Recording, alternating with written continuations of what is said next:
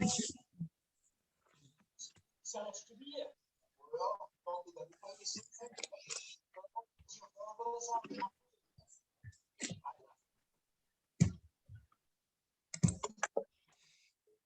everyone. You are welcome. Thank you.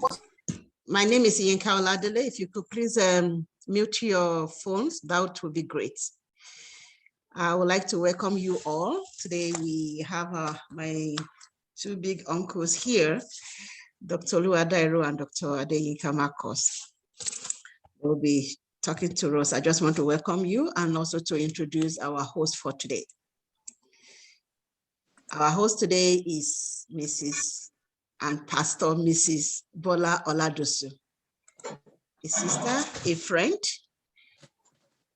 and I've known her in this city of Calgary for a while now, since I came to Canada. I've known her. She's so passionate, and she's a child of God. So Pastor Bola Oladosu, please take it away. Thank you, ma'am. Good morning, everybody. How are you? Thank you for joining us again this month. This is one of the passion of our hearts. And this is organized by the African Cancer Support Group. Thank you to the Oladeles, who didn't just have a dream, they made it come true and make other people's dreams come true. So I'm just gonna quickly go through what we do, what they spearhead at African Cancer Support Group, and then I will introduce the speakers for this morning.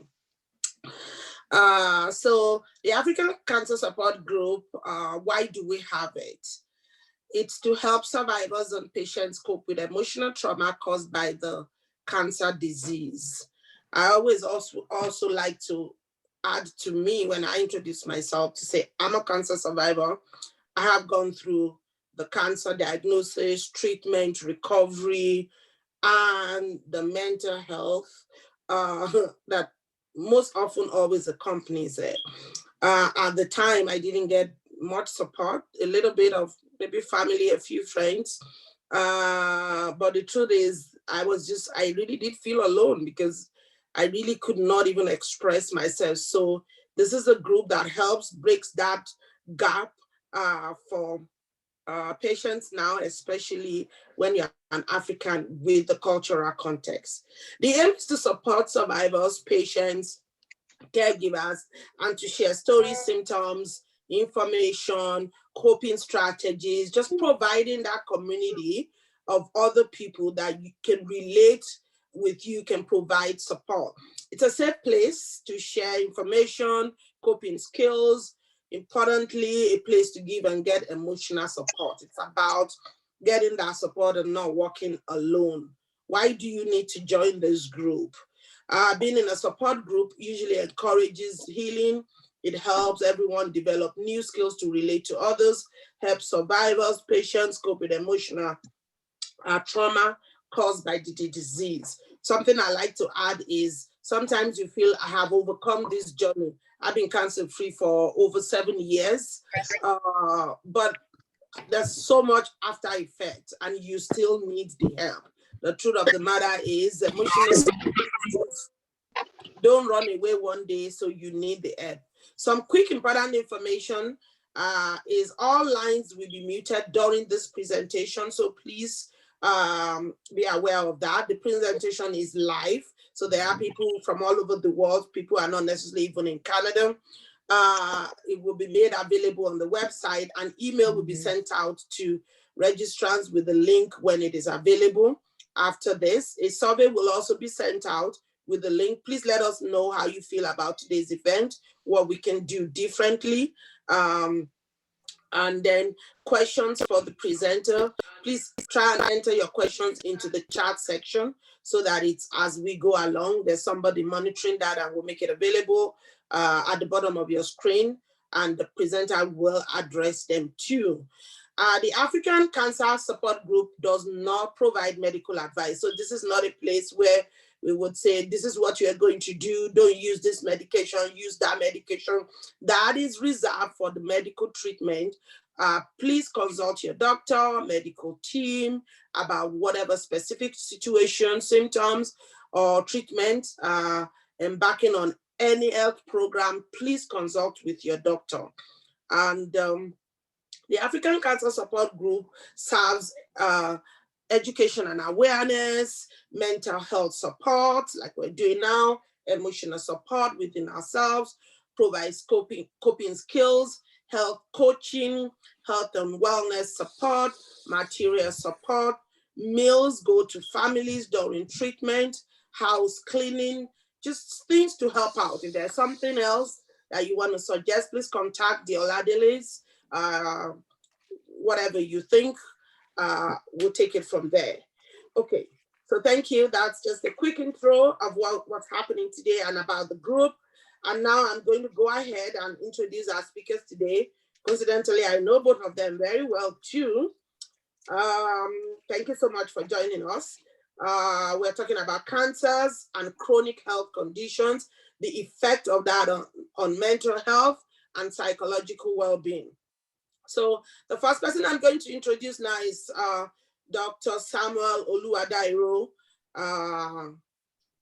Before I give all he's my go-to person, and he's a wonderful man. I'm not going to waste our time here today, honestly.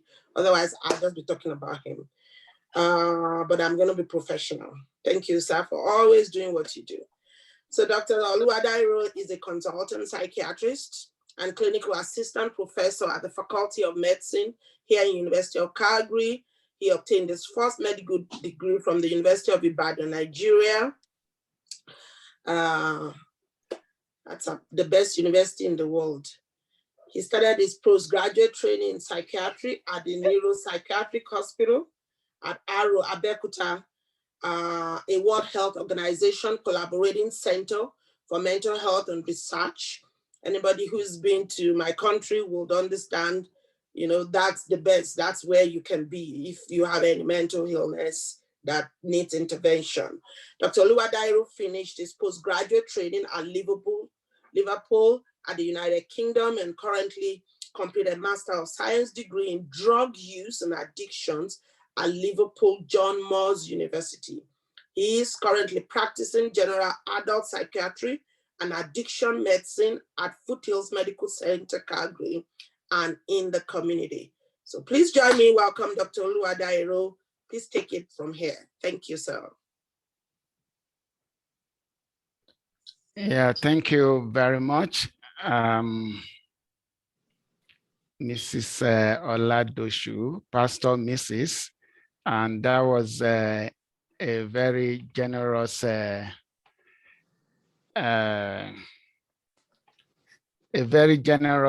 introduction that you have given. I'm wondering if my colleague, Dr. Marcos, will be introduced right away before we get into it, because we will be doing the presentation, you know, back to back, you know. Okay. You know, thank you very much. Yeah. Thank you, sir. I'll do that. I wanted to keep it also. So Dr. Marcos is also very known to me. Dr. Marcos is Auntie Yinka's husband too. You know, so the two of you, I don't know how to balance it. It's good that both of you are here together today. Dr. Marcos is a psychiatrist and assistant clinical professor also. Same thing at the University of Calgary Medical School, and clinical medical director at the community mental health. He's married with children. He doesn't want us to talk too much about his background. He wants a short introduction.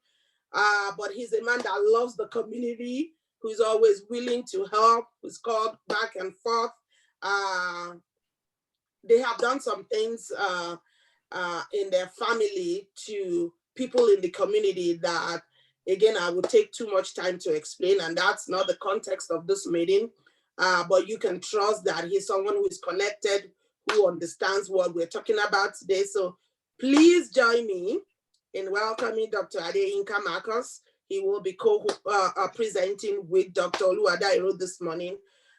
Thank you, everybody. God bless you. Thank you, sir. Thank you. So,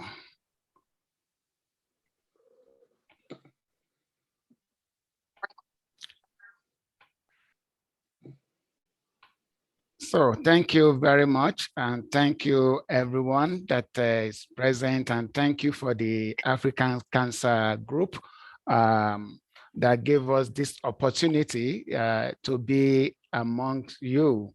I think everyone can hear me.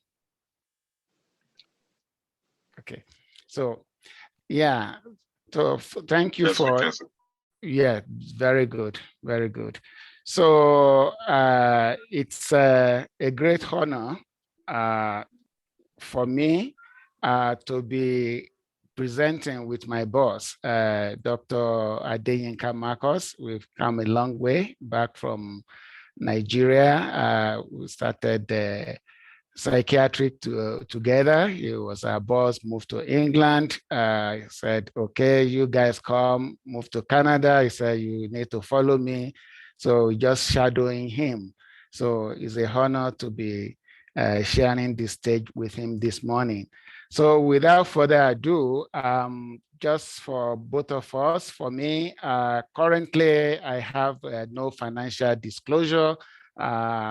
Not an advisory board for any drug company or promoting anything here this morning, other than just to go on evidence-based talk. And I think I'll do the same thing for Dr. Marcos. He has no financial disclosure when he's on the stage. If he has any, he will come back to us. So the topic that we are visiting this morning, cancers and chronic health conditions. You know, from the background that we all came from, the C word, the cancer is not what everybody talked about. And also the mental health part of it is not what everyone also talked about. Incidentally, it's not just the Nigerians that this kind of things is peculiar with. It's almost maybe African and even some Asian country. Recently, I was just watching something about Dubai, and they are talking about economy and saying that what happened if this economy collapse, or there is inflation, or there is world economy issue, what will happen to Dubai? They don't want to talk about it. They said, why? Why would you talk about it? He said, no, once you mention it, it might happen. So the same thing kind of goes for things like when you're talking about cancer, when you're talking about mental health. So, but we have come to realize that it's something we need to talk about freely, something we need to get help with. What are we hoping to take away from this talk this morning? We hope that the participant will be able to recognize the link between chronic pain/illnesses and mental health.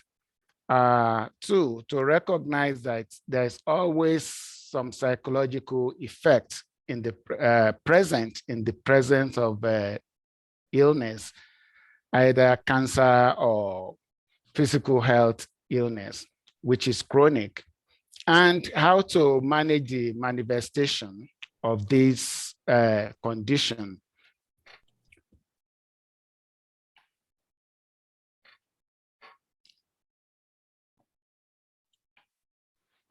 Yeah, now we'll go to some definition, and I know that definition of health by World Health Organization will have been proclaimed or said a gazillion times, that everybody knows what health is all about. It's not just the absence of infirmity or physical health, or is a complete state of well-being, which will involve, excuse me, physical, social, religion, well-being.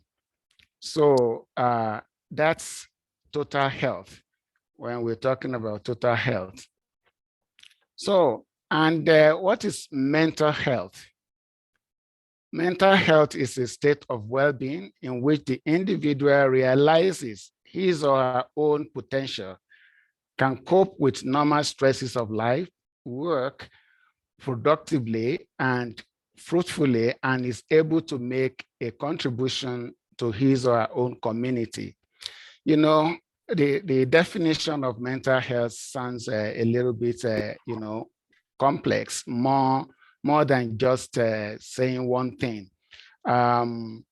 Like we all know that if mental health is not important, then there wouldn't be anything like liaison, psychiatry, and talk of any department in any standard hospital. They will have link with people that work in health, in the mental health and psychological health, including people, the psychologists, the counselor, the therapy, even the spiritual aspect of it. So it's very important for us to really understand what health is all about when we are talking about health.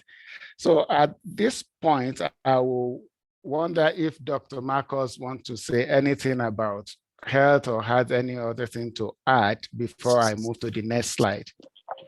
Yeah, thank you, Dr. Luadairo, and thanks for the presentation. So yes, that's the definition of health by World Health Organization.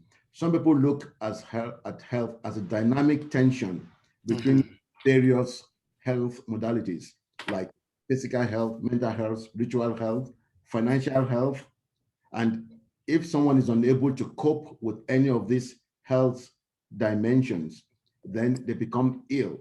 So illness is not just the presence or absence of a physical illness. It could be psychological, like we said earlier. So it's how somebody is able to tag all the difficulties they have and be able to function.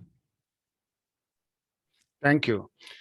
So now we'll just go through some the list, because talking about mental condition or about psychological well-being, if we take each and every items of what I listed here and what we listed, we can talk a whole day about each of them.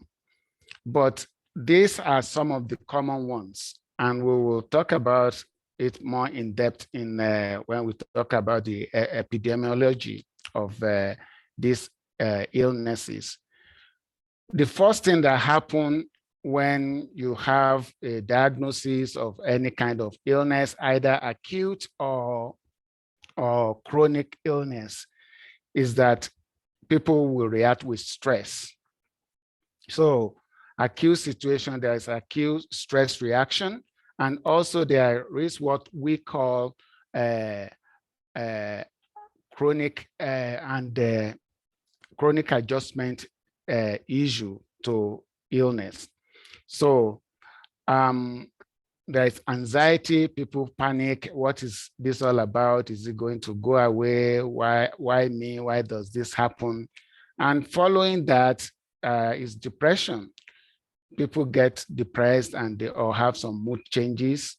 And PTSD, well, what do we understand as well about post-traumatic stress disorder? And this, how does this happen in chronic illness or in cancer for that matter? I've heard and we have seen a lot of people that have diagnosis of any chronic illness or cancer having post-traumatic stress disorder as well. And this will result after, even from treatment, from the way they are treated or from the kind of reaction. We have seen situations whereby people were being put under anesthesia in the theater, and he has not completely been sedated or out, and people were talking. He was hearing what they had, and he was trying to wake up. in the middle of that and what was going on. So that kind of thing could give a lot of people post-traumatic stress. And there are other millions kind of situation that can lead to PTSD among us, even from day-to-day events. Personality changes do occur when people are diagnosed with acute or chronic or pain condition. Also addiction. Addiction could result as a primary issue or as a secondary condition, whereby person with acute pain, or you take for instance, you have a femoral break, that is, you break your femur maybe in an accident or you just had a fall. You are admitted to the hospital and you are given morphine, one of the narcotics, and analgesic, and from there you can't stop using. Or you have an acute anxiety episode or panic attack, you are given some Valium to use, and from there you find it difficult. So it can happen. Also, we put there psychosis.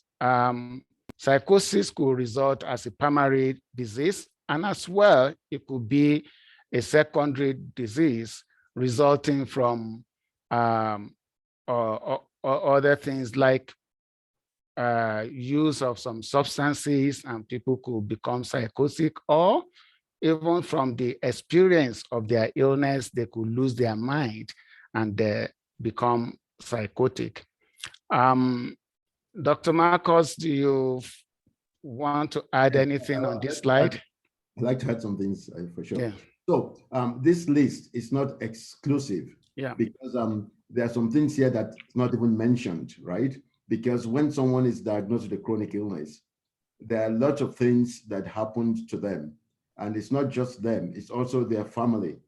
Because if no matter how much you're struggling, if an illness is added to it, a chronic illness is added to it, it tends to destabilize everything, you know, even from who's going to take you to the hospital, who's going to pick the kids at school, where's the money coming from, do you have medical insurance, all that kind of stuff. It disrupts a lot of things, you know, and it doesn't affect only the person, it affects the family too.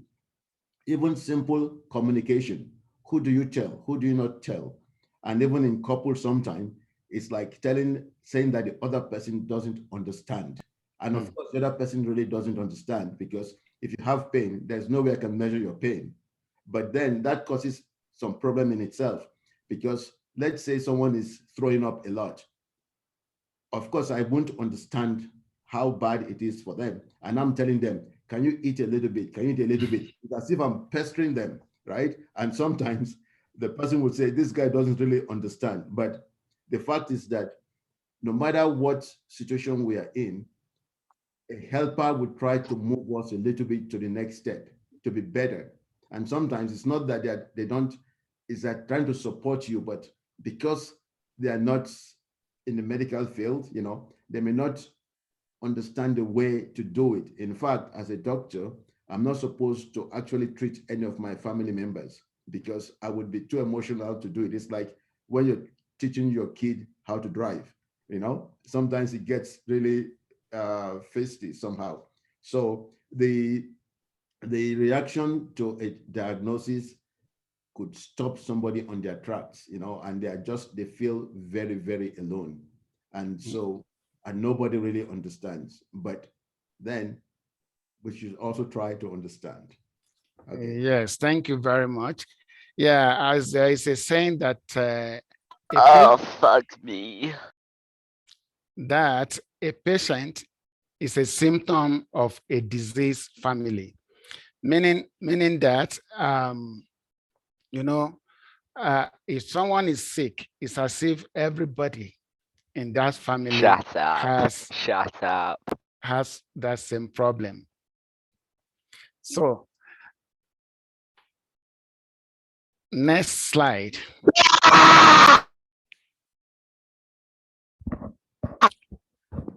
Is someone talking? Okay. Next slide is how do we behave? It looks like the session may have been hijacked somehow. Somebody is saying some not too nice stuff in the background. I have removed the person and I've reported it. Thank you very much. No, you didn't, you dumb bitch. Use your fucking head, you fat nigger, mate. Nigger, nigger, nigger, nigger, nigger, nigger.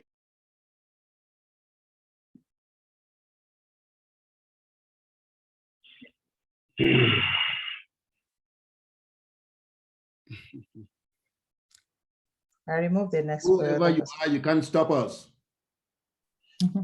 Okay, so this next slide had the caption of men go to their cave and women talk.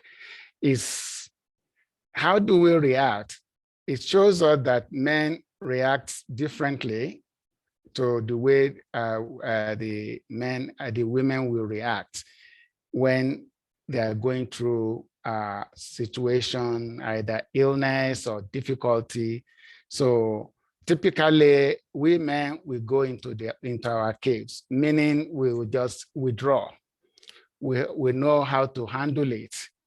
We want to handle it alone. That doesn't mean that the men were handling it, but it just means that you just want to do it some other way. So, but women easily can talk about their illnesses. So this also is something to watch out for when we have a diagnosis or something going on with any of us in the family. Men will try to hide their depression, and some can do it so well. Unlike women, they really do want to talk. I mean, they really want to be left alone and not for the purpose of reaching out, not to go and get help or something, but they would like to hide it and do something differently because of the shame that men should be strong. And this goes for us in Africans a lot. But having said African, being in the Western world for this long, I've also realized that it's not just African men, or men generally would behave that way, that they would not, instead of getting help, they will hide and do something to the contrary. So I will let Dr. Marcos take the lead on this, and that can add to it as we go along.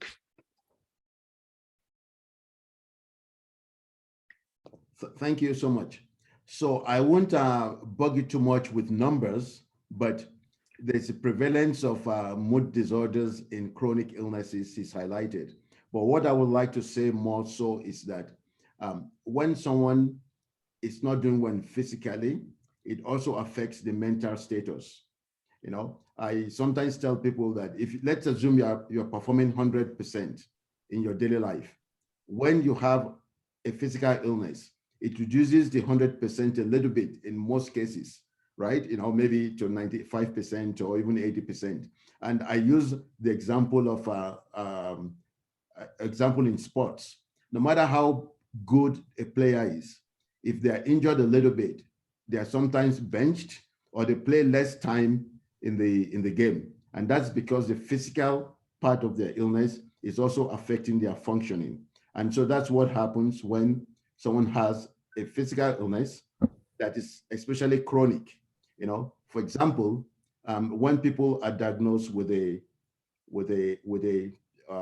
severe illness like cancer, which is a malignant type of cancer, suddenly there is the anxiety about not finishing what you always wanted to do. Who is going to provide for your family? What are you going to do? So there's the idea of kind of anxiety and depression, and it affects everybody to one extent or the other. But some of the some of them may be more severe that they present to for treatment, because like Dr. O said earlier, some people feel so alone and not want to talk, not want to communicate their pain.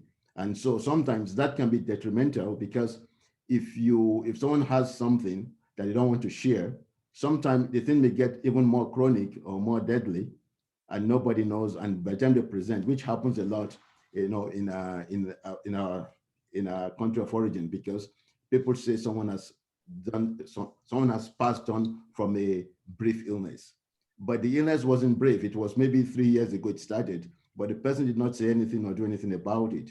So I will endear people to try to be mindful of their health, both physical and mental, because it's always nice to try to treat them earlier, and even better to try to prevent them.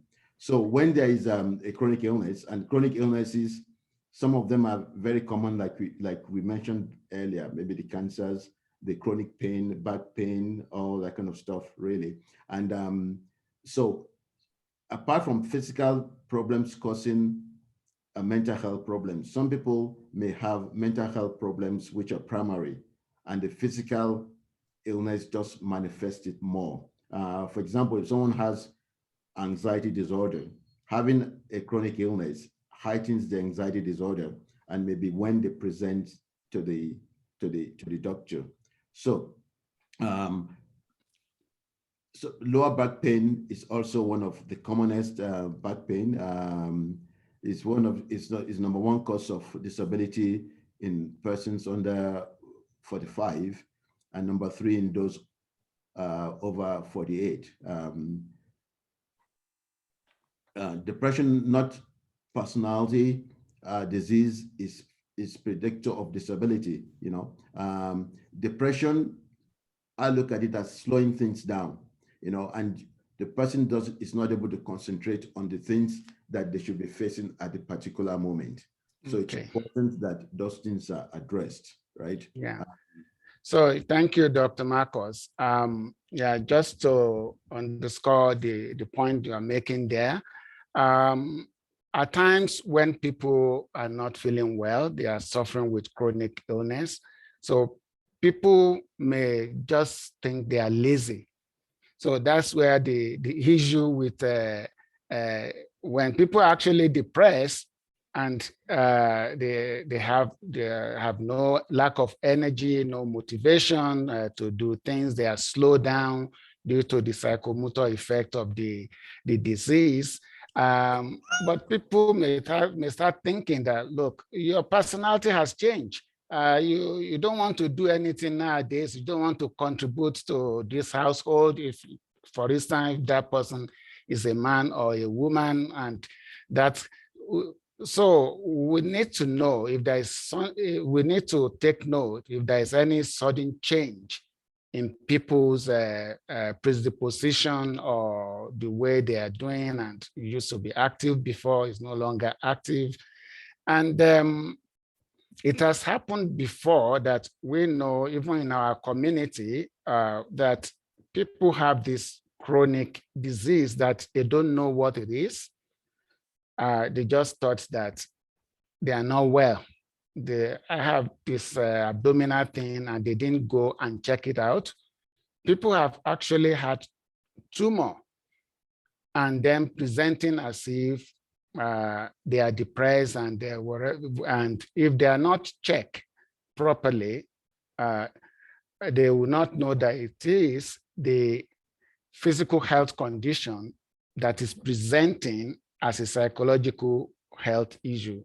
One of the key things that people that usually happen to people with illnesses is that they start to lose sleep, chronic loss of sleep. I can't sleep. You just ignore it and continue to do what other things that will lead to being tired, not doing some other things. And it could be a sign of a chronic illness that has not been addressed.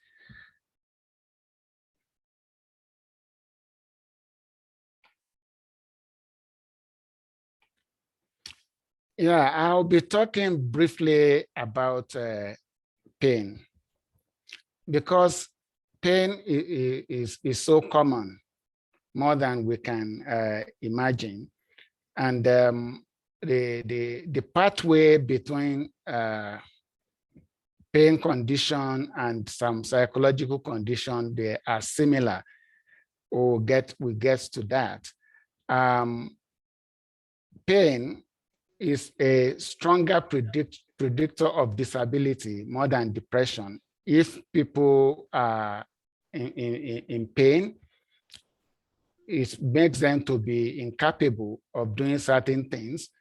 And if you go to the pharmacy or health store, you'll be amazed of how much remedies and drugs are all about pain. Then you realize that, wow, there are a lot of people suffering with pain, more than we can imagine. So don't take your pain lightly. You need to do, you need to be addressed, because it will not just stop there. It will lead to other psychological health issue like anxiety, like depression, like panic attack.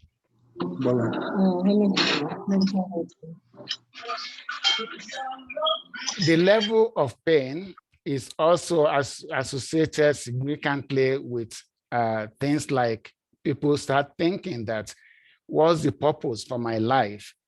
And life without enjoyment, life with this. So that's what we refer to as a suicidal ideation. It could be active, it could be passive. And when it is passive, it is referred to as when people start thinking, well, maybe I should just sleep and not wake up. That's been passively suicidal. If they are just walking along the road, they got hit by a car, they don't mind about that. That's being passive. The people that are actively suicidal, they are the one that will say, okay, I'm going to get this thing, that thing, I'm going to use that method to do it. So suicidal ideation could be passive or active. And the level of pain that people are going through is significantly correlated to whether they are going to complete suicide or not. And with the effective treatment of your psychological health conditions, chronic health conditions, with the treatment of either the depression, anxiety, or other psychiatric condition, can lead to a good recovery or response to that pain condition. Dr. Can I just add something to that, right? So yes. In African culture, there's something called there's something I read that when the English first came to Nigeria, they thought that people were not depressed in Nigeria because they tried to translate the presentation, like for example in Yoruba language, the African language. They try to translate what we mean by depression. For example, in Yoruba, inumiodu, they try to make it like if it's your stomach is not sweet. So they miss the fact that people could be depressed. And in African sometime, I mean, in Nigeria sometime, some people are depressed, but they don't know it, partly because it doesn't present the typical way we expect it to present. Some people come in with just kind of irritability, itchiness in the head or in the body. They feel uncomfortable, right? You know, they have some pain, different type of pains, but it's kind of the depression that's showing, or the anxiety. Yeah, you're right. And the condition that is referred to as a somatization disorder in the diagnostic manual, it kind of, in a lot of ways, mimic some of the ways that people in Africa or Asia will represent their depression. like you mentioned, inumiodu, meaning my stomach is not sweet, but they could as well say areokon. What that means, that cannot be translated into the English word to mean depression. And that also goes into the issue of what is really very topical lately. They are talking a lot about racialization of programs, and people that are racialized are not getting enough of support. And because, sometimes because they don't know how to express, and sometimes because there are lack of professionals that understood the culture and the background of those people. So there are a lot of an awareness going on about this now. And there is an organization of Black physicians that is started already. I think we have one in Alberta. We have a branch in Alberta now, and it's in Ontario. Last week, they are having a kind of virtual meeting. These are the kind of things that were coming up, and also that addressed some of the issue why out of they use British Columbia's university as medical school as an example. Out of 288 intake into the medical school, they do not have one Black person there. So all these things are now coming up. People are talking about it, and hopefully something will start to be done so that people can be represented across the board. Sorry for the digression. So relationship. So we do know that there's relationship between pain and depression and chronic illness. Although we may not understand the full details of causal relationship, whether this it was the depression that caused the pain or the pain that leads to the depression, is like egg and chicken and egg kind of analogy. But we know that there's kind of linkage between them. Past history of depression may even predispose people to become depressed when they are actually sick. No matter what kind of illness you have before, when you are in a compromised way, you are not fully yourself, it can manifest in that condition. Then family and personal history also predispose people.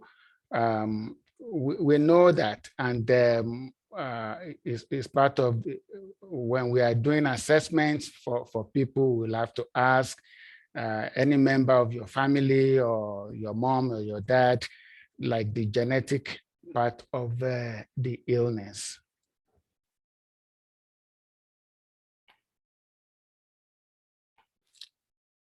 Okay.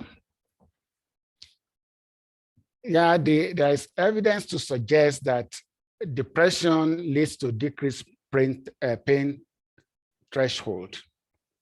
And also that leads into the increase in use of analgesic, and also leads to increase of debility. What does this mean?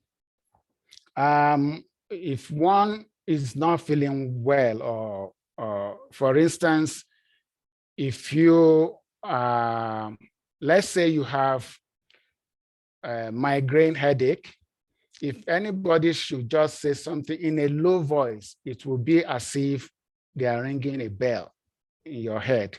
Or somebody drop a pin, it will be as if something heavy they were dropping. So adequate treatment of your psychological well-being empower you or helps you to be able to handle your physical pain better.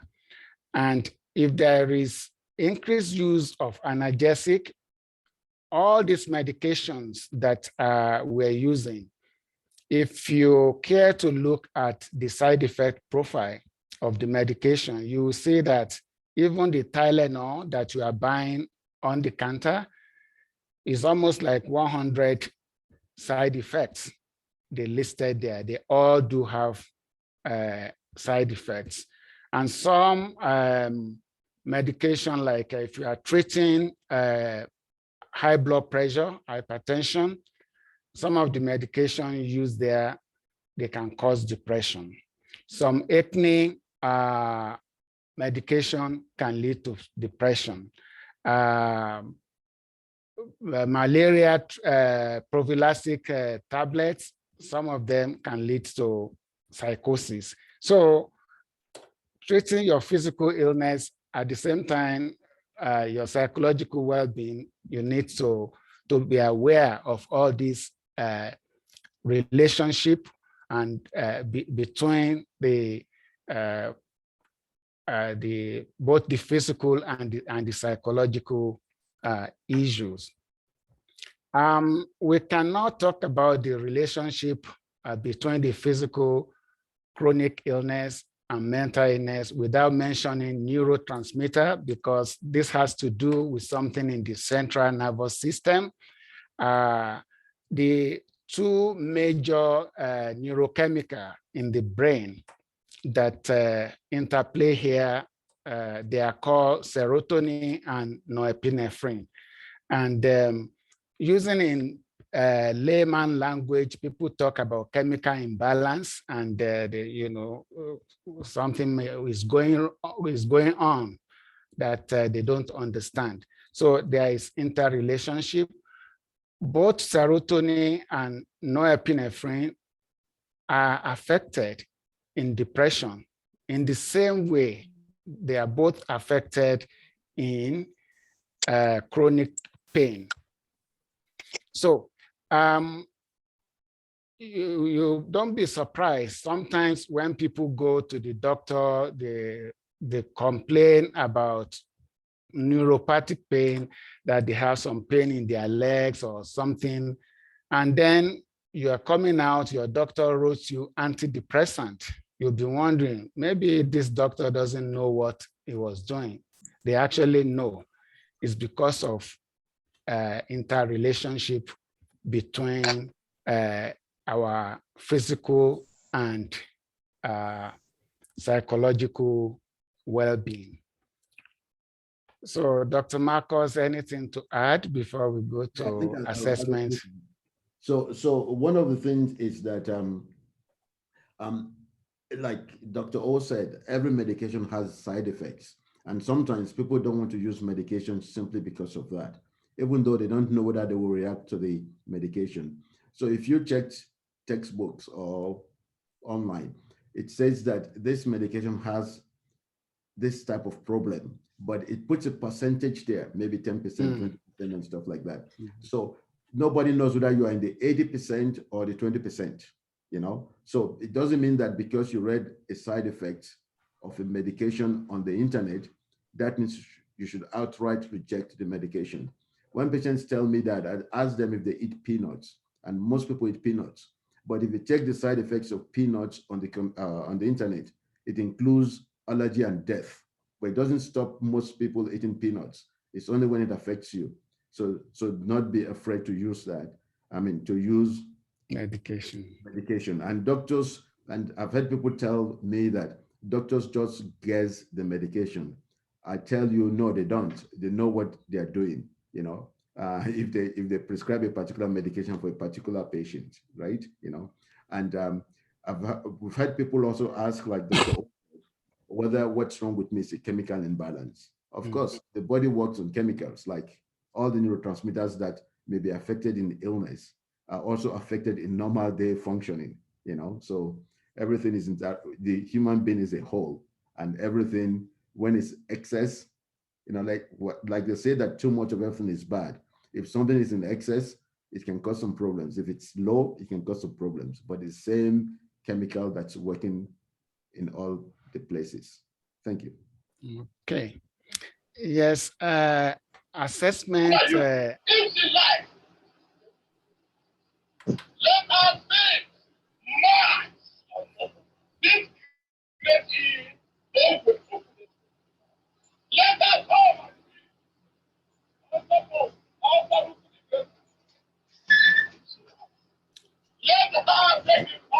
Hello? Hello. Okay. Can we go on? Okay. So in every situation when we have a patient before us, we need to assess. And not just talking about the patients in this issue, but just for one or two things that even the ordinary people could just know about to help them to decide when to seek help.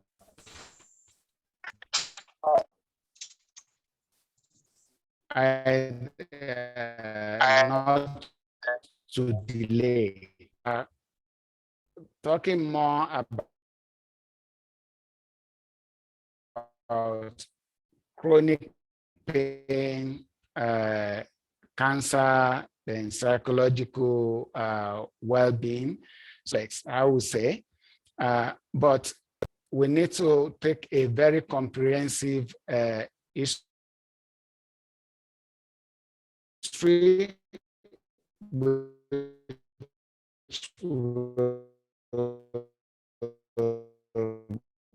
Dr. O, I think they include when does this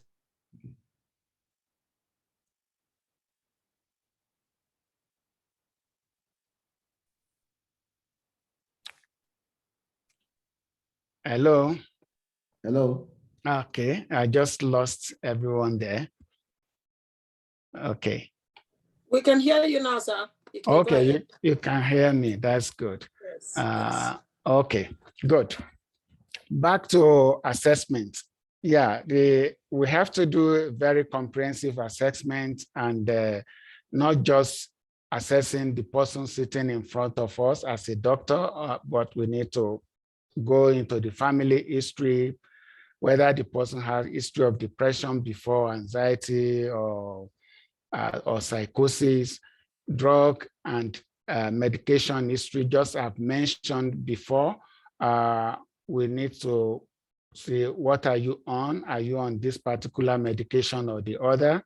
And that will help us to know if that person, if the way the person is presenting is, sorry,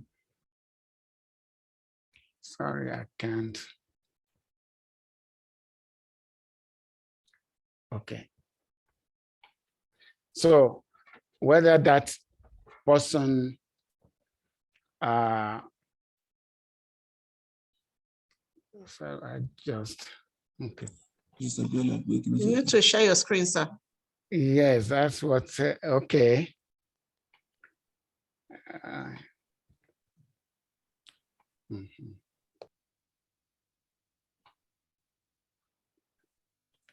Okay, I'm back. So I was talking about knowing what that person is using in terms of medication. And for the professionals, we have some different scales that we use to measure the severity of whatever the patient is presenting with. Those are the things that I mentioned. This may be familiar with some of you and it may not be familiar. So I will not bore you on that slide. So move on to the next. So now we should go into the, what do we do if we have a person with a psychological health condition and presenting with either depression or anxiety. So there are 4 key neurotransmitters. I've mentioned 2 of it before. which was the serotonin and norepinephrine. Substance P, particularly that one deals with pain, how you go through it mediates pain condition, and also the corticotrophin releasing factors, also that seem to be elevated in people with chronic pain.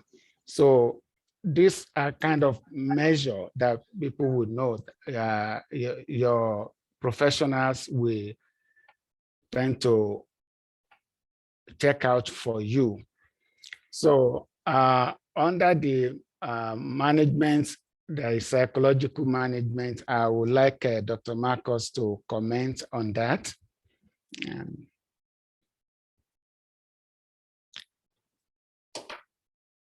Yeah, well, thanks, Dr. O. So are you done with the physical one first, or we do psychological one first? Well, I still have some more under the physical one later. All right. Okay, we'll deal with the psychological one first, right? Because that's what impacts the patient first. You know, the patient is going on with their normal life, and then they hear this diagnosis, which stops them in the track. And some people say that it's like a death sentence sometimes, because people go through the same kind of emotion when they're told that they have a terminal illness. You know, there is denial. Sometimes people deny the fact that this may be happening because it can't happen to me. I always say that as long as we are human beings, anything that can happen to a human being can happen to me. If it doesn't happen to me now, it could happen in the future. But if I escape, it's grace, you know. So so there is the denial. There are lots of psychological, what we call defense mechanism. And some people decide to be a better parent, a better friend, a better religious person, just because of the reaction to the diagnosis. But and they ask themselves, why me? Why me? Right? Like I said, it's simply because we are human beings, and if we are lucky to escape a human illness, it's all due to grace. I mean, sometimes people have exercised well, they've done everything well, but they still succumb to a human illness just because we're human. So psychological treatment starts from when there's a diagnosis. The way it's presented to the patient may also matter, you know, and sometimes, well, not sometimes, and many times, the other person giving the information, or whoever gets the information apart from the person that has the illness, don't really understand, you know, they don't really understand. So sometimes it's just staying with them, staying with that person. You don't have to say anything if you don't know what to say. It's kind of important. I say that if I'm having a big party and I invite you there, I probably just say hi to you at one time, but your presence alone is what makes my party great, you know. So you've got to be patient and try to understand and be mindful of the situation. And when it comes to treatment, apart from medication, there are always different modalities that we can use. Like if somebody has a particular defense. Yeah, maybe before you go into that one, under the psychological response, the way they the way they catastrophize the situation, the perceived helplessness. That is, there's nothing I can do. My life has ended, and you know, things like low confidence in their ability to manage. Their thing is worth mentioning. It's like self-defeating. That you, like you said, they need somebody there just to say, "Okay, I'm here." Yeah. Right. Okay. Thanks. Right. So, so there are different reactions to a diagnosis, right? And sometimes people react to those react to diagnosis through sometimes ignorance, because nobody knows if someone hasn't had a particular illness, they probably don't know anything about it, and the things they've heard may not be the real thing about that illness. And some people may not know that there is help, or I always say that in modern times, there are lots of advancements in medicine that people don't have to despair. They just have to do what science presents to them. So so there is so how do you manage the response to illness? It depends on the person. Some people want to talk more. You got to put that in proportion to people who want to be quiet. And also, when it comes to psychological treatment, there are lots of therapies, talking therapies like cognitive behavior therapy, which will help the catastrophizing or the denial or the intellectualization of the illness. So there is, if someone has a personality style, maybe dialectical behavior therapy would be a better choice for them.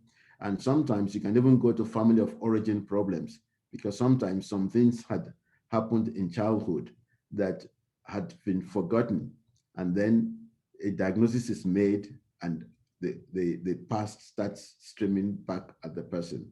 So that is also important. And that's why we take family history sometimes. And for some people, there's a family history of the same type of illness, and they may want to react the way that their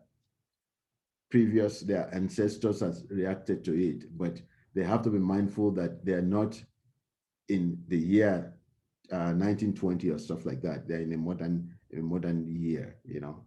So that's some of the therapies that may be helpful.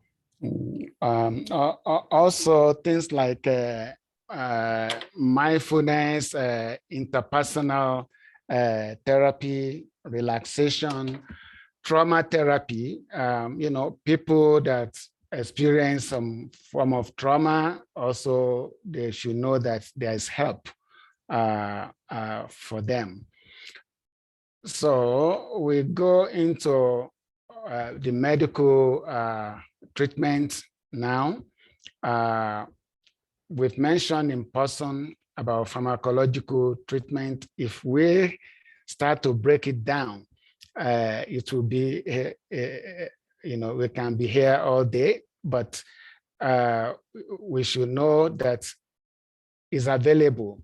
For depression, there is antidepressant, psychosis, antipsychotic medication, hypnotics to help with sleep, and as mentioned in the beginning of this presentation by the Madam Moderator, that coming to this kind of talk or going to the website of African Cancer Group is not just enough for you to decide on what treatment or what to do by yourself.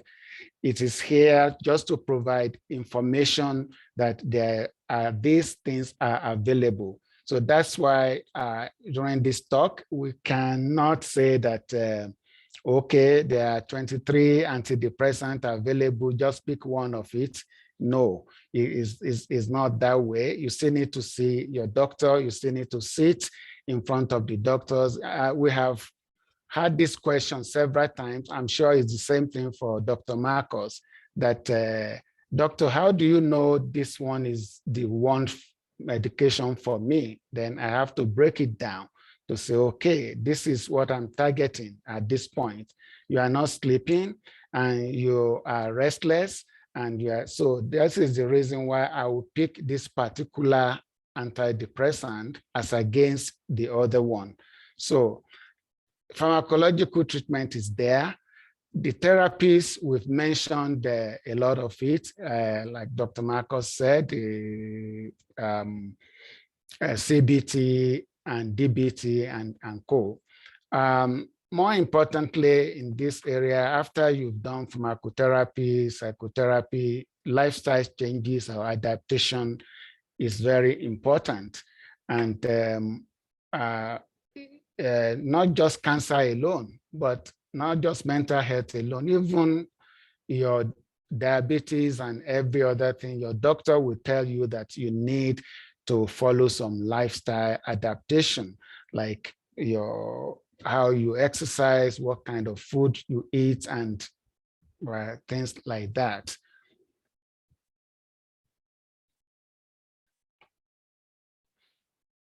Yeah, things are not as hopeless as we normally think before. If you have mental or psychological health problems, people think there's nothing they can do for you. That may be true in olden days, but it's not the same. Nowadays, we have quite a lot to offer. Nowadays, before anti-tuberculosis, before they got the medications that we're using today, initially they use, that's why they call it sanatorium. They take people, they put them under the sun, hoping that the sun will kind of dry away the tuberculosis disease from them. But as time goes on, it evolved, and there are a lot of medication to treat different kind of illnesses. The same with the mental health. Nowadays, we have electroconvulsive therapy, or ultra brief. Many people will have watched a lot of movies talking about what is it, cuckoo under the nest, or what is it, Dr. M? Yeah, that the way we use electroconvulsive therapy in those days is not the same today. It is modified. It is not like they will hold you down and then give you zap, and no, everything is measured and is well received, and with less complication nowadays. RTMS, that is almost a non-invasive kind of treatment. Magnetic seizure therapy, FIST, that's focused electrically administered seizure therapy. So, and many, many other, even talking about physical therapy, we should not forget, like we said initially, that it may be tumor in the brain or even in the chest that is making someone to be depressed. So that person needs surgery. Once that is addressed, they would just discover that the other aspect of the illness also gets some relief.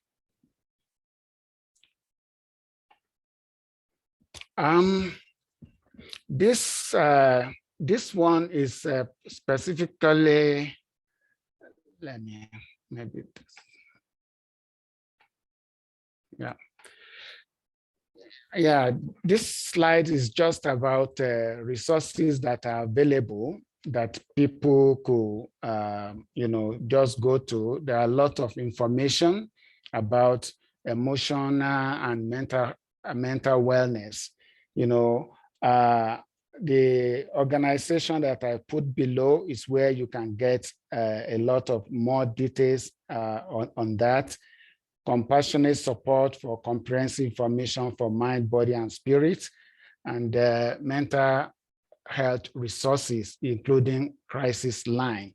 So is available, information is available there. This slide is about the challenges and available resources. When you're going through chronic conditions, there is possibility that one may become hopeless. One may feel that there is no help anywhere, and there are a lot of help out there. And these are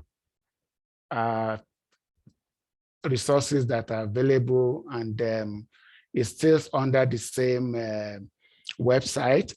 You can visit Save Your Skin Foundation, and you will see how to access all this help. So, Dr. Marcos, I will let you wrap up there.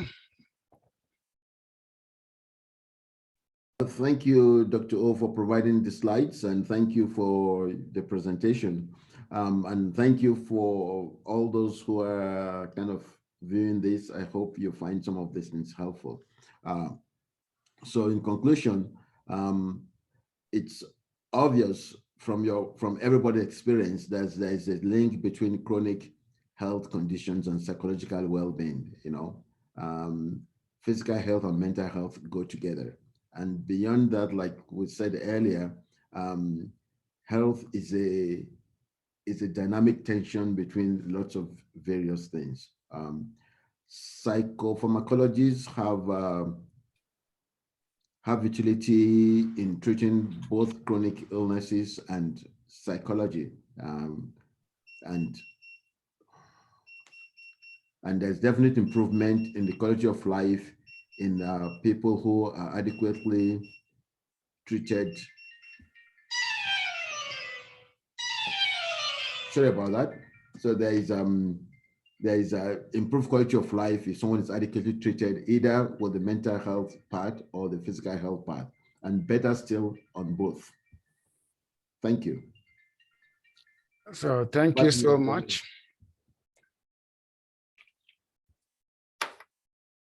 So it's time for question and answer. I think we left enough time for us to be able to answer questions, and this will be more helpful because it's not possible for us to discuss each mental health or chronic health condition in slide form.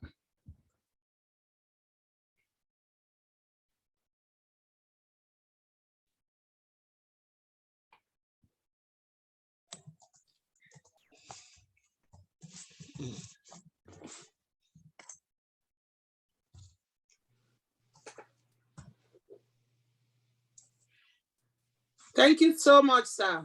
You're welcome. Thank you so much, Dr. Marcos. God bless you, sir. I can't hear you. I know you are muted. We are going into question and answer. Thank you. Yes. Okay, sir. So please, if you have your questions, put it up on the chat or raise up your hand. We'll prefer it to be on the chat anyway. So I'm just going to go through quickly the questions now, sir. Okay. And any of you can take it as you feel, led to. Thank you so much. So I'm just going to give the first question.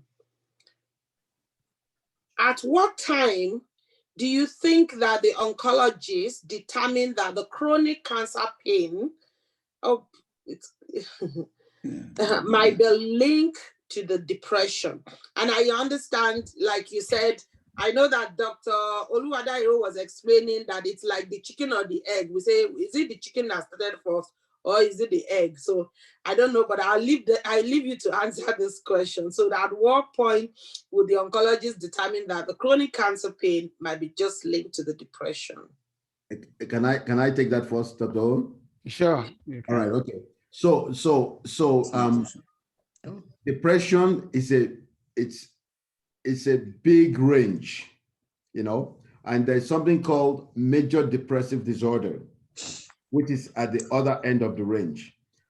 Before that, there's depression. If I fail my exam today, I may not end up in hospital, but I'm still depressed. In fact, I usually say that when I was a resident, people will come to the clinic and tell me that they are depressed or unhappy or sad.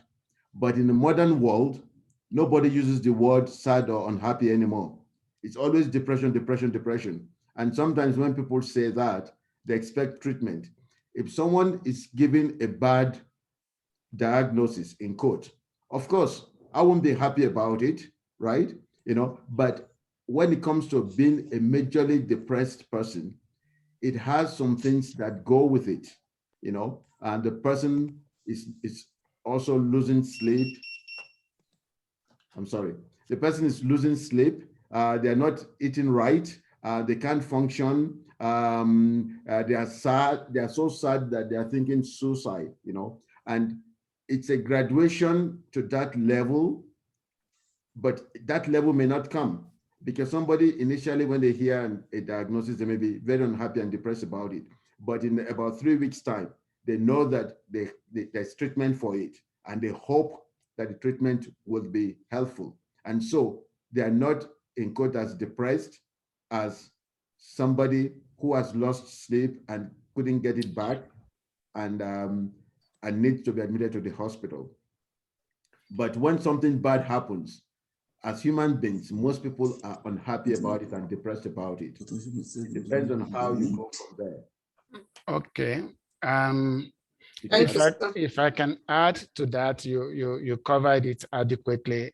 But nowadays, if we know that even during the admission to the hospital or cancer treatment, typically they will invite the liaison psychiatrist to come along. When it comes to the time that patient is not sleeping, not eating well, and then become frustrated and being negative, having some negative thoughts, then the oncologist will start to think that maybe it's time for me to refer. And that also goes back to the epidemiology of the depression in oncology patients. So I think it will be almost like 35% of them will develop depression in between the treatment. So it all depends on the oncology when it will decide, but it's common among people that has cancer, but not all cancer patients are depressed. No. Yeah, not all. It won't be more than say 35%. The other could have some acute reaction adjustment disorder. Yeah. Thank you, sir. Thank you, sir. I wanted to add a part B to that question before we go to the next question, actually. So because I see that this question says, at what time will the oncologist determine that the chronic pain might be linked to depression? So I'm asking a question about what if it's not even chronic pain, because it's not always with cancer patients. So for example, I didn't go through that process.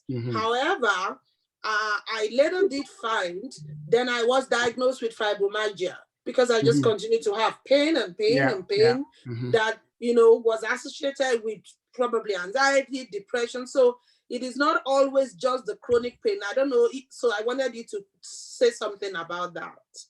Well, it's not just the chronic pain, but you mentioned fibromyalgia. If we want to clarify that, that's a chronic pain. It's a chronic condition. So most people with fibromyalgia will have one thing or the other, multiple sites of discomfort, or if you can call it that, or pain, or then tiredness and all these other things. So, and mentioned earlier on that the neurotransmitter that is in play in people with chronic pain and depression, they kind of interplay. So it's almost similar. One cannot say 3 months, 3 months, or 2 months, or 1 month. It will be it will be a wide guess to say specifically the timing, but it does occur. Can I add something too? So a symptom can occur in very serious symptom. If I bang my hand, I also have pain, depending on how much I bang. How does one handle side effects from drugs? Okay. So that's why it's important for somebody who's trained in an area to determine what's going on, because pain chest pain can be, there are a million things that can cause chest pain, and you need somebody who is aware of the particular area to diagnose it, because sometimes even doctors will make a diagnosis, but when they do surgery or they see some test results, the reason for that diagnosis may be slightly altered. Yes, and if they are at the point that the oncologist thinks that he has optimized the dose of the analgesic that's supposed to take care of this pain, and this patient still continue to say there is pain, there's problem, so he must start to think that it's more than just the physical pain now. Maybe there's some psychological aspect to it. Thank you so much. Thank you so much, sir. I'm just going to go to the next question, just looking at time so we can manage it well. What advice would you give to a family member whose relative died of cancer? So such as bereavement counseling. Is there anything different, specific that you want to say to that, sir? And any of you can answer us. Okay. As far as I'm aware, now the cancer center, they've incorporated into their treatment counseling and therapy that help both the family member especially. So I've had some of my patients that they lost their loved one, and the cancer center providing them with some kind of therapy that they can access for, at least for some time. They do. Thank you, sir. Okay.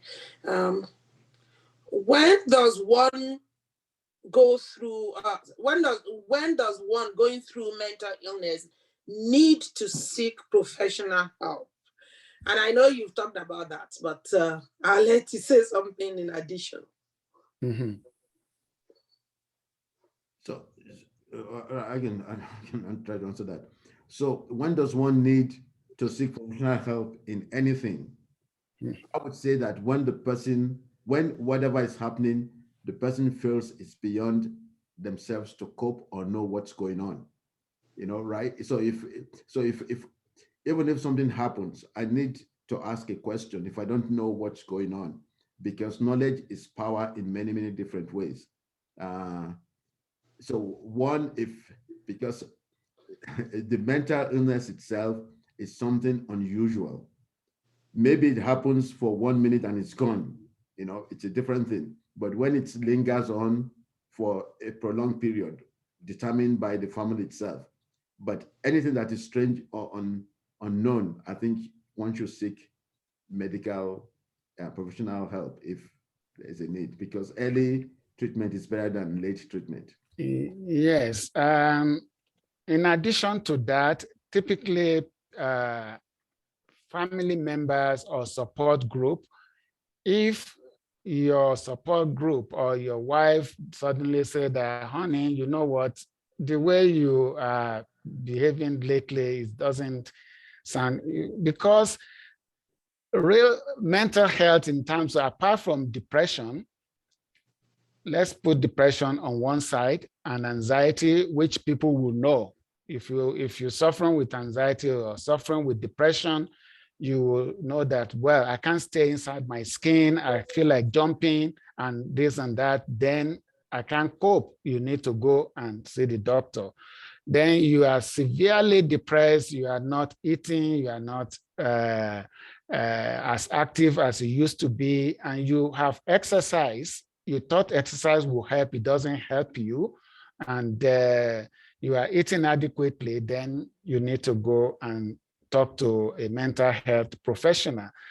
On the other hand, there are other mental health conditions that the person suffering with that are not able to know that they are suffering. That's what we call the lack insight. They will not know that anything is wrong. They may even be arguing with people. Then it is the duty of people that are close to them to advise that they need to seek the help of mental health professional. Thank you. Thank you so much, sir. Yeah, absolutely. I was going to say that even when you don't have support, because I do realize that with our cultural setting, there's a lot of stigma, stereotype about mental illness. So, for example, when I was fighting cancer, I was also probably already depressed right off the beginning, but it was not the correct thing to say when it's like, just leave. Everybody is concerned about you just surviving. So it's like it's not as important. Your mental illness, your mood is not as important. It's like sometimes there are people around, even the support group at the time, who just shut that down. So I would say, just like the doctors have said, speak to your, even if it's your family doctor, at least let them know how you're feeling if that support is not available. The next question, sir. Before you go to the next question, can I just add to that? Because yes, sir. Yes. People don't know what to do, and they think it's in shutting it down, then it's not their problem anymore, you know, right? Because when people don't know what to do, sometimes they don't want to face it, you know. But what I will advise is that if anybody, no matter how strong that person is complaining about something, it's important that they look for an answer through their family doctor, through somebody who knows something about it. There is no harm in talking to a doctor and the doctor says, oh, no problem. You know, it gives you more it gives you some reassurance. Anxiety. It reduces your anxiety. Yeah, thank you. Absolutely. Thank you so much, sir. Is there an impact of exercise physiologist in management and elevation of depressive disorder in cancer patients? Is there any evidence based on that? Well, I cannot quote directly from any particular paper, but definitely there is a impact of being active, like we mentioned, lifestyle adaptation. Exercise is part of the things, and there is something we call endorphins, and it was one of the neurotransmitters in the central nervous system in the brain. So when you do exercise, there are some neurochemicals that are released, and they seem to help to uplift. And in fact, some people, if you have mild to moderate depression, that's what they will advise you to be more active, exercising and in managing. But in cancer, it depends on what kind of cancer you have. And nowadays, there are also some varieties of adaptable exercise program that may not necessarily be high impact one or stressful one that you still need to do. Exercise definitely has role in management of any chronic disease. Yeah. So I you know, because one way to look at it is that someone has a chronic illness, they also have depression. So even if you try to alleviate either or both of the illnesses, there's benefit in it, right? But if the cancer, let's say, or the chronic pain allows you to do exercise, it can only be good for your health, I believe. Yes, thank you so much. I totally agree. Me, I'm a living testimony of that. Now I've gained weight. I have to go lose weight. When I lose weight and I'm exercising, I even feel lighter. I feel happier. So it's healthier. It's just healthier. My blood pressure is lower. You know, I'm more excited about, you know, I you know, I'm not fatigued. So no matter what it is, it helps the coping, even if the pain is still there, even if the depression is still there, no matter what it is, with exercise, you can't be wrong. That's what I totally agree. Thank you so much, sir. The next question is that how can you explain that the situation of some people who are they are not depressed, they are exercising, they do a lot of physical activity, but surprisingly, cancer shows up. So I think the question is, I don't know if I can say that the question is assuming that cancer can be caused by depression or something like that. So I'll let you take that, sir. Anybody can start first. Right. Okay. So as long as we are human beings, anything can happen to us. No matter how good a driver you are, you can still have an accident, whether somebody hits you or something like that, right? And there are some cancers that part of the complication of the cancer will cause depression, But apart from that, no matter how, because not all cancers are caused by, well, how do I say it? Cancers can be caused by many, many different things. Some people, they are fine and they go into and they're exposed to maybe radioactive chemicals and stuff like that. Even though they are healthy, they may have cancer. As long as we are human beings, no matter how healthy we are, doing your lifestyle changes can prevent or, in quote, prevent some things likely to happen to you. But as long as one is a human being, anything can happen to them, except especially cancer, because cancer may be due to maybe a malfunctioning cell or some chemicals that somebody's exposed to or ate and stuff like that. And also the type of job somebody's doing, if you are doing a particular job that exposes you to a particular type of chemical for a prolonged period of time, one can develop cancer, even though they are healthy otherwise. Dr. O must have something to add. Well, I don't have much to add to that other than what you've explained. The question was saying that someone who is not depressed, healthy, but surprisingly cancer show up from nowhere. Well, that's just the keyword is just showed up. Yeah, that person probably may have family history, and that at one point it will show up, and up till the point that the cancer showed up, that person may be completely healthy. But something may be going on there, even going back to when we were born, as you know, immediately after you are born, then your cells, even while you are conceived, cells start to multiply. It's the multiplication of cells that leads to forming a whole of human being. After you are born, some may continue to work the way they're supposed to, and after some time, some may start to malfunction. Really, it is malfunctioning of some of these multiplying and dividing cells that leads to the cancer cells. So some people are more predisposed than the other.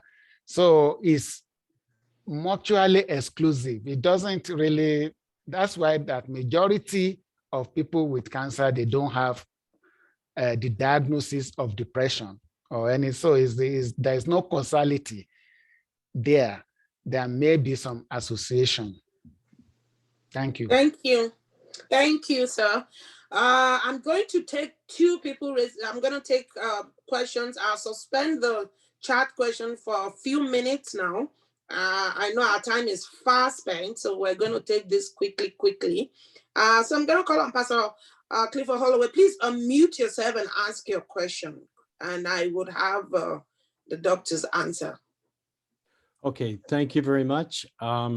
Just to say as well, thank you, doctors, for all that you do to help people and your information and presentation today.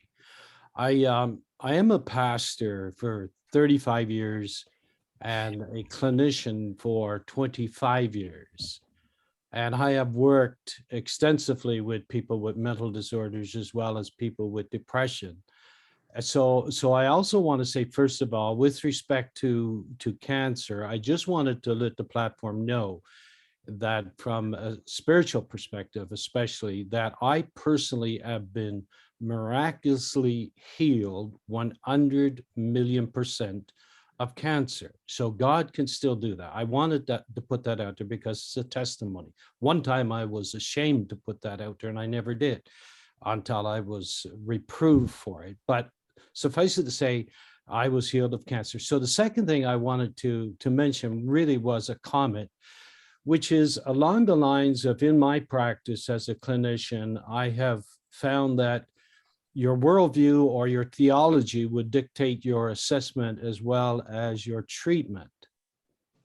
Okay, so what that basically means is if I believe that I am not dichotomy, but trichotomy, meaning to say that I'm made up of body, soul, and spirit.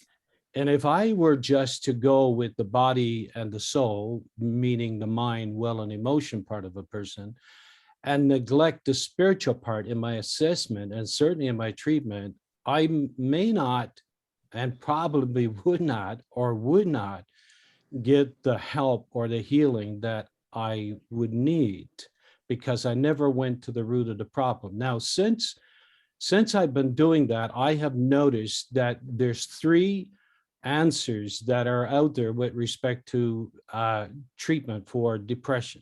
3 simple.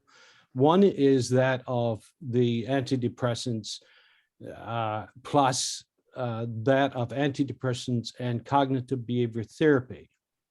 So a person can work with just the antidepressants, and then others, just cognitive behavior therapy. And then the third will be that just on willpower alone. Now, I know that's a simple application there for it, but I said that to say that your worldview would then dictate, or your theology would dictate whether or not you would go to that assessment that goes to the spiritual, because I have dealt with many, many, many people with mental disorders as well as depression. And I've noticed that unless I go to that spiritual where the root problem is, the person would not be healed. So what that means is, in simple terms, maybe somewhat unbelievable, is that some of these depressions are rooted by way of demonic.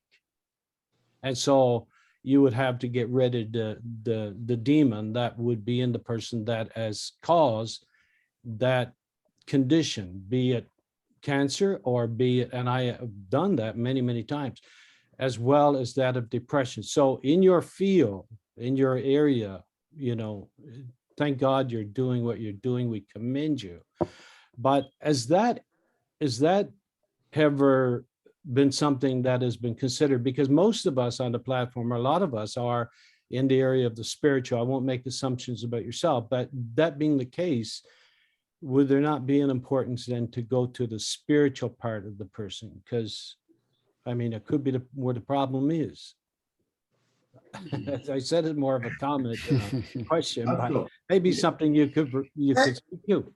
Pastor, I totally agree with you. I have told some patients in my clinic to go talk to their pastors or their imam or their rabbi, because some people come in, the reason why they are not feeling well is because they haven't forgiven some offense from the past, right?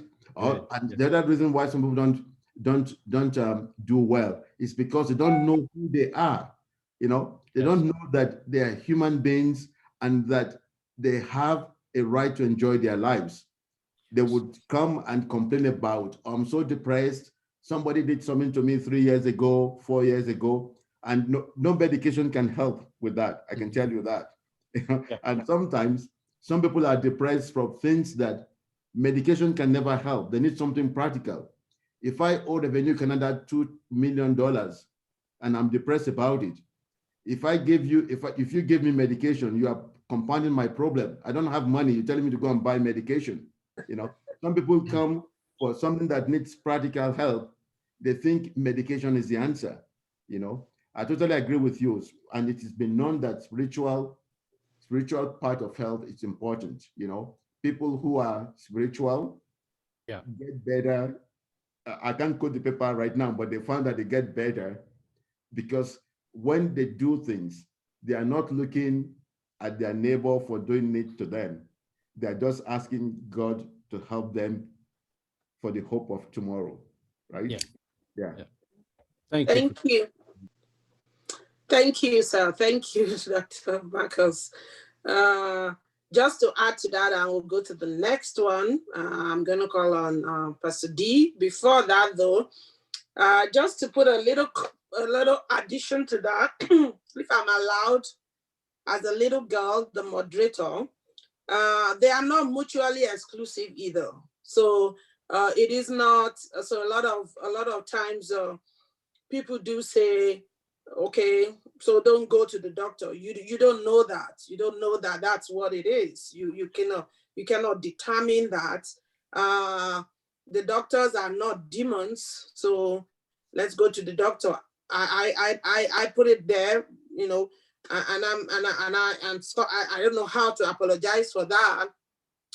When people take Panadol, why wouldn't they see a mental health therapist? So I'm a pastor, and I'm also a mental health therapist. I'm a social worker. I'm a mental health therapist. So I don't understand how we can take Panadol, but we don't want to see the psychiatrist. So it is the same thing. So it is not evil to see a doctor. I just thought I'd add that. So it is not evil. If there is a demon, of course you need deliverance. But see the doctor too, let them be able to tell us exactly what's going on, so we'll know whether it's the Revenue Canada problem or you are really having clinical depression. Okay, so I'll take that and go to Pastor D. Please unmute yourself. Please ask your question quickly. I know we're running out of time and I want us to take all the questions. Okay. So I'm going to be a little swift from here. So go ahead now. Can you hear me very well? Yes, we can. Go ahead. Okay. Thank you so much for this presentation. It's one of the few times that I've actually stayed from beginning to end on a Zoom meeting. Very informative. Thank you. My question is this: I'm just going off Pastor Cliff and others. As a pastor, I mean, I sometimes deal with people that have been diagnosed with cancer, and I've spoken to a few people about this. When somebody believes that prayer and fasting is the best solution and answer to healing them, how can you address them? Because I've had this a few times. I had a young person that was, under the age of 30, diagnosed with cancer, was told that she needed surgery immediately, but she was adamant that God was going to heal her. What advice would you give to such people? And I do know the common advice and everything, but I really want to hear from you. How would you address that? I'm sure you come across that regularly.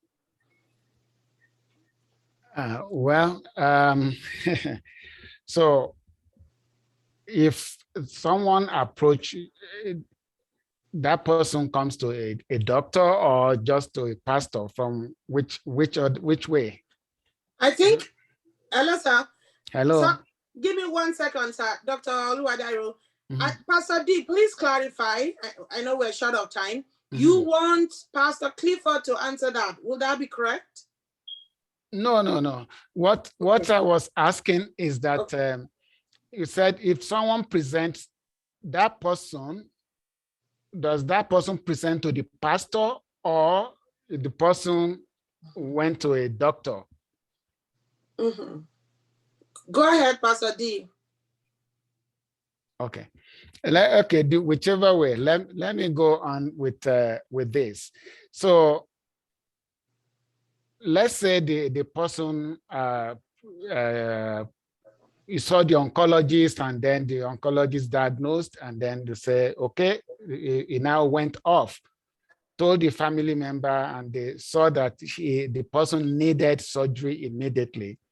So now we need, at this point, based on my own background, I would really like to sit down properly and interview this person and weigh all the options before him or her to let her know that, because if this person is of a clear mind, right, and is not the mental health that is impeding the decision that the person is making, then, but if there is mental health issue there, it's another story. Like if it has some delusions, it needs to be treated for that. But we've had circumstances, situation where people are of clear mind, of sound mind, they are making good rational decision, and they still believe that that tumor, God will heal it. Is a dilemma that is hard to decide. In that way, we cannot force the patient to take treatment. Right. So for But wouldn't you say there's a bit of mental health attached to that? If there is, then yeah. If there is a bit of mental health attached to that, then she needs to be, first of all, try to see if she can be treated for that mental health condition. Then probably she'll be able to make a better decision, or still feels that she doesn't want it. So Dr. M. Yes, so normally when you see a patient, and even when you prescribe medication, they may have to go think about it. Yeah. So we got to give them time to think about it. But if they insist on faith, I would say they are a man or woman of great faith, greater than mine. But I'll also tell them that they should give to Caesar what is Caesar, God what is God. Thank you, Sas. Thank you. We can come back to that if we have more time. We don't have time. I want us to finish on time. We will, so just to announce, because of this and prior planning, because this is very important. This is a very important topic about faith and cancer. So we are going to have to do this next month. So the next section will be faith and cancer. So please keep all the questions. Please don't miss that session. I'm very sure it's going to be really interesting, because this is something we face all the time. And I have experienced life many times. I have seen people who have refused treatment and medications that could probably save their life, and they have said no, and they have passed away. And I have seen them pass away, and it is painful. I have also seen people who have been miraculously healed, even after medicine said no. This, you have so. In fact, I was just talking about somebody today who I know is still alive, who I was with when they said you have just 1 year to live. It is now almost 12 years, and she's doing okay. So yes, that's why I said it is not one or the other. But we'll talk about that on our next session. So let's hold that. We are people of faith. I believe in the Lord. I believe in the power of healing. So it's going to be really interesting. So we'll go to the next question. I want us to just round up, and we'll treat that issue of faith next time. How do one undo the side effect, mood changes when you have taken cancer medications? How do you handle that? And I'm just going to, maybe just because of our time now, maybe just one person would answer the one question, and then we'll just go to the next one. Okay, how do you want to handle effect? Well, like we said, all medications can have side effects, right? Even if it's cancer, even the treatment for cancer with hair loss, nausea, and all that kind of stuff. But it depends on how bad the side effects are, because sometimes some medication are temporal, but if it's so bad that the person cannot continue, of course, there are other medications that one can use, because in every illness, there are different types of medication with different side effects. Sometimes that may be the answer to this type of condition, right? You can change medication, or you can use, instead of oral medication, you can use injections for the same treatment, then it doesn't go through the gut. Thank you, sir. I think you answered the other question too, and you did talk about that. Effect of medication, it doesn't happen to everybody. If it happens, we'll seek help. I believe we just have to go back and get help. I took tamoxifen for 5 years, and I know somebody who immediately she takes one tablet, she gets into emergency. Like she couldn't even tolerate one tablet of tamoxifen, and I took it every day for 5 years, no side effects. So we're all different. But if we have that issue, then we need to seek help with our doctor. The next question, please put up the next question. I'm not saying it from here because I'm going to just, how do you help someone who believes prayer and fasting is the best solution and answer? We won't answer that question today. Let's go to the next question. It will be at the next session when we're doing faith and cancer. We wouldn't need to do that one today. Is there a specific age when people can start experiencing mental health or depression? I also think you've answered that, but if you can just say one word or two about that, one sentence or two. Okay. Well, we have depression in children as well. So that's why we have child and adolescent psychiatry session. From the moment we can express what is going on and what they can observe, depression can show up, but it may not be diagnosed as depression. But typically anyone from say 13 upwards, if they're depressed, we'll be able to know. Thank you so much, sir. It also says what food should cancer patients stay away from. I think that's a whole lot of another presentation. But if there's anything, one thing or two that you want to say to that, sir.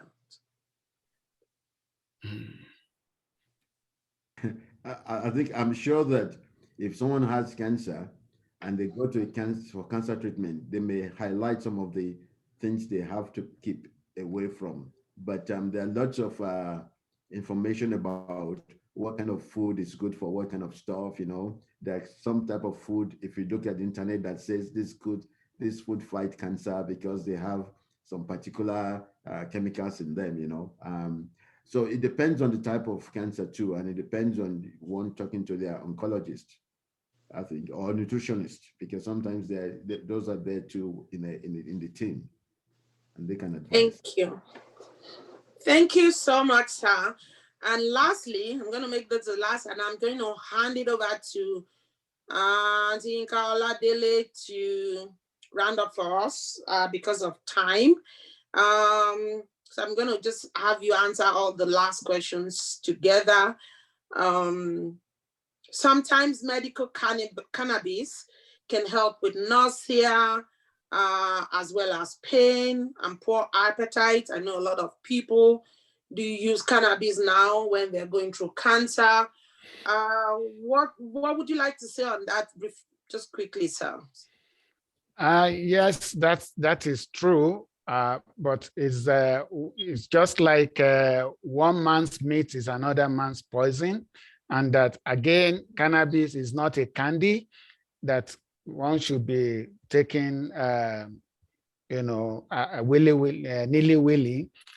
Yes, it helps some people, but there's still a lot of research is going on about cannabis, and then we're still diagnosing a lot of cannabis-induced psychosis and mental health problem. Even not just the smoking one, even the tablet, Nabilon and cannabinol and all those other ones. I've seen patients on the unit whereby they became psychotic just taking a tablet, which was prescribed. So it's not for everyone. For those that it helped, it's good for them. Thank you so much, sir. Thank you so much. Thank you, Dr. Oluwadairu. Thank you, Dr. Marcus. Thank you so much for coming. I think you will still join us next month just because when we are trying to shuttle between our faith and everything, we may need you at the background too. Okay. Thank you so much for coming. God bless you. Thank you for everyone coming. I'm going to hand over to Sayinka. Are you there? Yes. Please take it from here so that we don't overshoot. Thanks. Yeah, thank you everyone for coming. I hope you at least you got something today. So on behalf of the African Cancer Support Group, the Oladile Foundation, we would like to thank my dear uncles, Dr. Samuel Oluwadairo and Dr. My namesake, Dr. Adeyinka Marcus. We have so many Yinkas on this call today. We want to say thank you. We called you and you answer. You shared your experience, you shared your knowledge. We thank you. The presentation was very informative, and I believe that it is something that the community needs on a regular basis. We hope when we call you next time, you'll be able to answer us. And that will probably be in person. Once again, we thank you very much. Thank you. Thank you. Okay. Thank you. Thank you very much, sir. Welcome. Yes, so I just have a few announcements here before we go. Next month, we'll be having a cancer prevention and screening. We are bringing she's a scientist, and she's also a medical doctor. She actually research on cancer. That's what she does. That's March 12, 2022. You can register. For those that register, you'll be getting the information about this. And also in April, we'll be having what we call Cancer and Faith.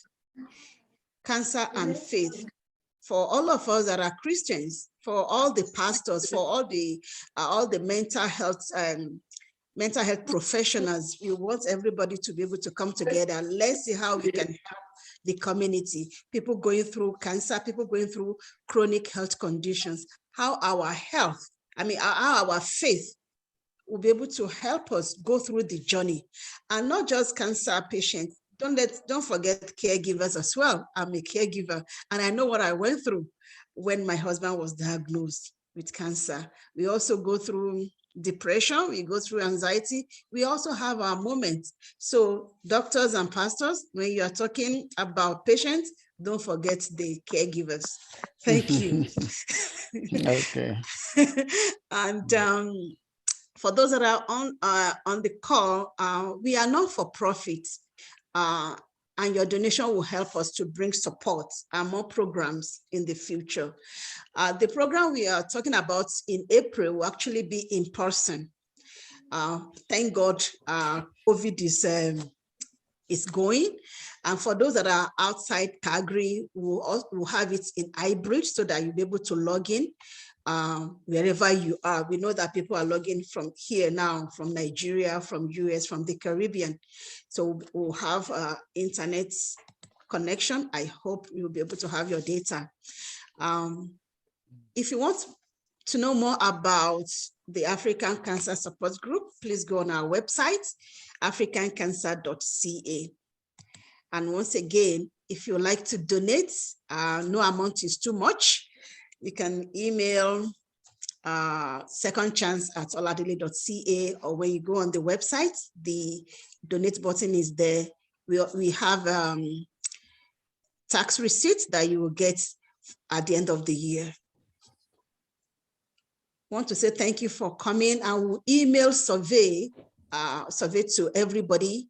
If you did not register, please put your email address in the chat so that you'll be able to get the survey link. We want to hear from you. We want to hear from everyone how we did today. Thank you so much. And at the end of this, we would like all the members of the support group, ACSG members, please wait for a brief announcement. So once again, thank you everyone for coming. We pray that God will continue to heal all of us. And at the same time, let us take care of ourselves. Thank you. And also I want to thank our IT lady, Sister Biola. She is so good. She removed almost everybody that did not write their names. In fact, people were just calling me. I want to say thank you to our moderator, Pastor Bola Oladosu. We thank you. We appreciate you. Thank you so much. That's actually went well. Thank you. Have a great day, everyone, except the ACSG members.